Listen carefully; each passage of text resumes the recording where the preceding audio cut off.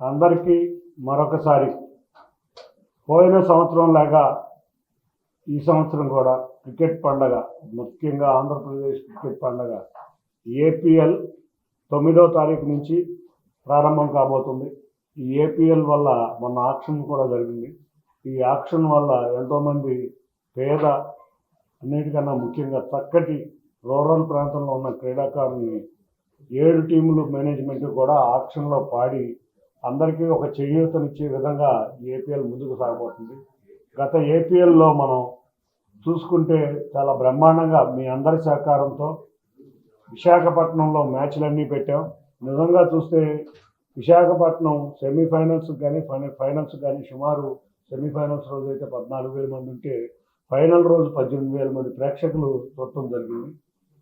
అదే ఆదరణతో మరొక్కసారి క్రీడను ప్రోత్సహించే క్రీడాకారులందరూ ఏపీఎల్ రేపు నుంచి 9వ తారీఖు నుంచి ప్రారంభం కాబోతుంది. మొన్నటి దానికి ఈసారికి విశిష్టత ఏంటంటే, మొన్న మేము మ్యాచ్లన్నీ కూడా విశాఖపట్నంలోనే చేస్తే ఈసారి రాయలసీమలో ఉన్న కడపలో, అమరావతిలో భాగమైన మంగళగిరిలో, విశాఖపట్నంలో 3 చోట్ల కూడా ఏపీఎల్ మ్యాచ్లు జరగబోతున్నాయి. విశాఖపట్నంలో 9 నుంచి 13వ తారీఖు వరకు మ్యాచ్లు, అంటే ప్రారంభ మ్యాచ్ విశాఖపట్నంలో జరిగి 9 నుంచి 13వ తారీఖు వరకు మ్యాచ్లు విశాఖపట్నంలో జరుగుతాయి. 17 నుంచి 21వ తారీఖు దాకా మ్యాచ్లు కడపలో జరుగుతాయి.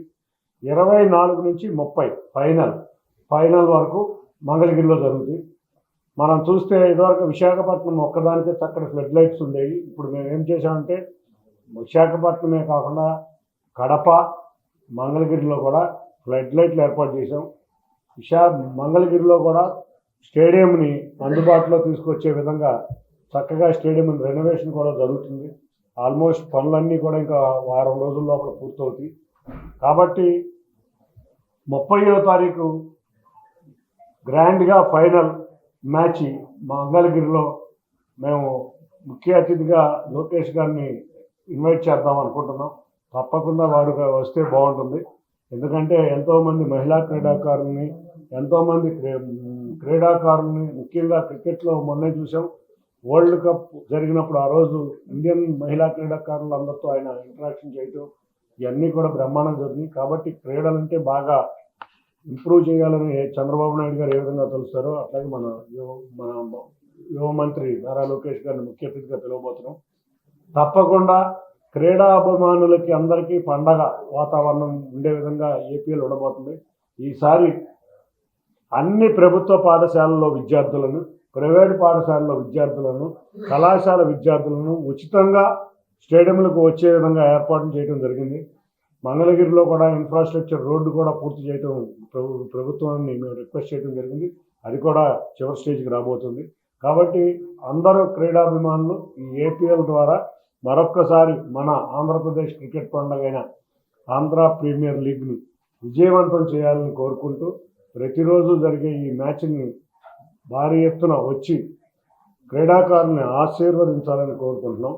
తప్పకుండా మరొక్కసారి మీ అందరికీ మీ సహకారంతో ఈ ఏపీఎల్ ఘన విజయం సాధించాలని మేము కోరుకుంటున్నాం.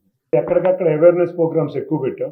రేపు నుంచి ప్రతి కాలేజీ పాఠశాలలోనూ కూడా నోటీస్ బోర్డులో ఏపీఎల్ మ్యాచ్లు ఎక్కడ జరగబోతున్నాయి, ఎవరెవరి మధ్య జరగబోతున్నాయి, సమయం ఏమిటి అనేది పెట్టబోతున్నాం. అన్నిటికన్నా ముఖ్యంగా విశాఖపట్నంలో, మన కడపలో అండ్ మంగళగిరి, విజయవాడ, గుంటూరులో ఫ్లాష్ మాబ్స్ కూడా పెట్టబోతున్నాం. అంటే అవేర్నెస్ బాగా పెంచే విధంగా. ఈ అవేర్నెస్ పెంచే కార్యక్రమంలో ఎన్నో కార్యక్రమాలు ఏర్పాటు చేయబోతున్నాం.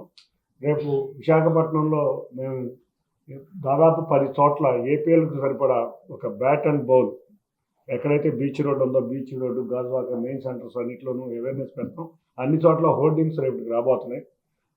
అతి త్వరలో ఎక్కడెక్కడ మ్యాచ్లు ఏ విధంగా ఉన్నాయి, ఎవరెవరి మధ్య ఏంటి టైమింగ్స్, అంతేకాదు ఏమేమి కార్యక్రమాలు ఆ రోజు ఉండబోతున్నాయి అనేది కూడా ఇవ్వబోతున్నాం. ప్రతిరోజు ఒకటే, పాఠశాల విద్యార్థులకి ఫ్రీ పాసులు ఇవ్వబోతున్నాం. ఆ పాసులు ఉన్న వాళ్ళకే ఎంట్రీ ఉంటుంది. తప్పకుండా పాఠశాల విద్యార్థులు, ముఖ్యంగా ప్రభుత్వ పాఠశాలలు, ప్రభుత్వ కళాశాలలు ఉన్న విద్యార్థులకైతే మాత్రం ఇవ్వబోతున్నాం. వీటి సమాచారం కూడా అందరికీ అందుబాటులో ఉంచుతాం. దీన్ని జియో స్టార్ వారు లైవ్ ఇస్తున్నారు. మిగతా విషయాలు కూడా రేపు ఏపీఎల్ గవర్నింగ్ బాడీ వైజాగ్లో ప్రెస్ మీట్ పెట్టింది. దాంట్లో మొత్తం వివరాలు ఏపీఎల్కి సంబంధించిన ఎవరెవరు ఉన్నారు స్పాన్సర్స్ అన్నీ కూడా వాళ్ళు వివరిస్తారు. మీకు యాక్చువల్లీ వాళ్ళు పైన ఆడారు కాబట్టి మీరు ఫేమస్ ప్లేయర్ అనుకుంటున్నారు. లాస్ట్ టైం ఇంకా మంచి ప్లేయర్స్ వచ్చారు. మీరు చూస్తే ఈ లాస్ట్ టైం ఏపీఎల్లో ఒక 5 ప్రామిసింగ్ ప్లేయర్స్ వచ్చారు. వాళ్ళందరూ కూడా ఫ్యూచర్ ఇండియాకి. మీరు ఈవేళ చెప్పగలిగేది ఏంటంటే నిన్న ఇండియా ఏ టీం అనౌన్స్ అయింది. ఇండియా ఏ టీంలో మన గుంటూరుకు చెందిన షేక్ రషీద్ కి అవకాశం వచ్చింది. అలాగే ఇండియా ఎమర్జింగ్ టీము సెలెక్ట్ అయింది. అందులో మనకి టి విజయ్, కేఎస్ఎన్ రాజు వీళ్ళందరూ మీకు పేర్లు తెలియవు. అంచేత మీరు భరత్ ఇలా అన్నారు, కానీ ఇప్పుడు కొత్త ప్లేయర్స్ చాలా మంది వచ్చారు. అంచేత వీళ్ళందరూ కూడా ఫ్యూచర్ ఇండియా ప్లేయర్స్ కింద చెప్పొచ్చు. అంటే అట్లా అంటే ప్రేక్షకులు తీసుకోవడం కోసం, ఆదరణ పెంచడం కోసం ఇట్లా ఫేమస్ ప్లేయర్స్ ఉంటే కొంచెం మాకు ఆంధ్ర ప్రీమియర్ లీగ్లో ఉన్న రూల్స్ ప్రకారం బీసీసీఐ అండర్లో ఇది జరుగుతుంది. దీని ప్రకారం ఆంధ్రాలో ఆడే ప్లేయర్సే ఉండాలి. ఆంధ్రాలో ఆడే ఇంటర్నేషనల్ ప్లేయర్స్ ప్రస్తుతం లేరు కాబట్టి అంచేత ఇది ఇలా జరుగుతుంది తప్ప యాక్చువల్గా దీంట్లో ఈ ఇయర్ నితీష్ కుమార్ రెడ్డి ఏపీఎల్ 2 నుంచే వెళ్ళాడు. ఏపీఎల్ 2లో సెలెక్ట్ అయిన తర్వాతే అతన్ని సన్ రైజర్స్ తీసుకున్నారు. అలాగా కొత్త ప్లేయర్స్ రావడానికి చాలా అవకాశం ఉంది. అన్నిటికన్నా ముఖ్యంగా ఈసారి ఆంధ్రప్రదేశ్ అన్ని సీజన్స్లోనూ పెర్ఫార్మెన్స్ బ్రహ్మాండంగా చేసింది. దానికి మనం కోచ్లను కానీ ఇంటర్నేషనల్ కోచ్లు కూడా తీసుకురావడం వల్ల చాలామంది ఇంప్రూవ్ అయ్యారు. సీజన్ రికార్డ్ చూస్తే చాలా బాగుంది. ఏపీఎల్ వల్ల మరింత పెరుగుతారు. కాకపోతే మీడియా వారిని అందరినీ ఒకటే కోరుతున్నాం. మీడియా వారు మేము గేమ్స్ పెడతాం ఓకే, కానీ అవేర్నెస్ అనేది మీడియా ద్వారానే అవుతుంది. కాబట్టి ప్రతిరోజు ఎవరు బాగా ఆడారు, ఏం ఆడారు అనేది మీ మీడియా సంస్థల్లో కూడా వాటిని చూపిస్తే ఎంతోమంది క్రీడాకారులకు మీరు చేయూతనిచ్చే విధంగా ఉంటారు. వాళ్ళు చూస్తున్నాం, మనం మీరే చూపిస్తున్నారు, ఐపీఎల్ బ్రహ్మాండంగా చూపిస్తున్నారు. అదేవిధంగా ఆంధ్ర మీడియా ఆంధ్ర ప్రీమియర్ లీగ్ని హైలైట్ చేసుకుంటా ఎవరు బాగా ఆడారు, ఎవరి మధ్యలో మ్యాచ్ జరిగింది, ఏం జరిగింది అనే సమాచారాన్ని ప్రజల దృష్టికి తీసుకువెళ్ళగలిగితే నిజంగా మీరు అనుకున్నట్టు కొత్త కొత్త క్రీడాకారుల యొక్క విషయాలు మనకు కూడా తెలుస్తాయి.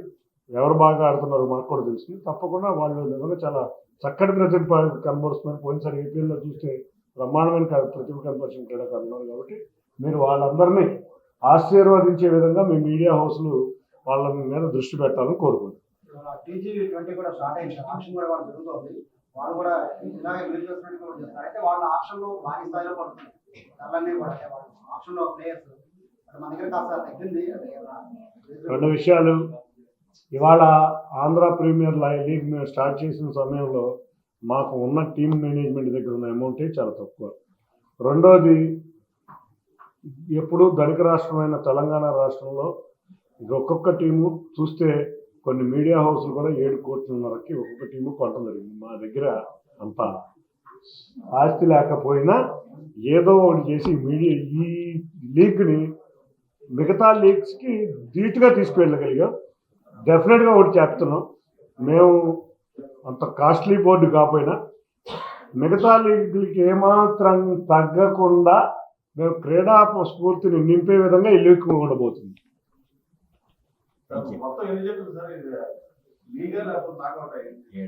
7 జట్లు అండి. 7 జట్లు ఒక్కొక్క జట్టు 8 మ్యాచ్లు ఆడతాయి.